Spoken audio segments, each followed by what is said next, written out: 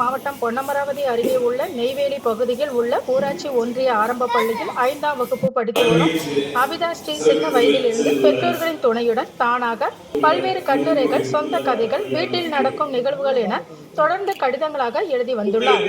இந்நிலையில் பள்ளியின் ஆசிரியர்கள் மற்றும் பலரின் உதவியுடன் தான் சிறு வயதிலிருந்து கற்றுக்கொண்ட பல்வேறு கதைகள், கட்டுரைகள், தன் வாழ்க்கையில் நடந்த பல்வேறு வகையான சுவையான நிகழ்வுகளை ஒரு புத்தகமாக எழுதி வெளியிட வேண்டும் என்ற ஒரு எண்ணத்தில் புத்தகமாக எழுதி புதுக்கோட்டை நகர்மன்ற வளாகத்தில் 5ஆம் வகுப்பு படிக்கும் அபிதா ஸ்ரீயின் முதல் எழுத்து புத்தகம் வெளியீட்டு விழா நடைபெற்றது.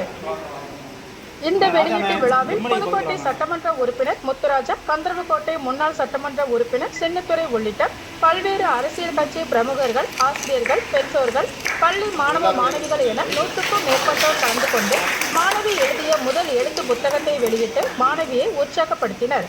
மேலும் ஆசிரியர்கள், பெற்றோர்கள், மாணவ மாணவிகள் என பலரும் பாராட்டுக்களை தெரிவித்தனர்.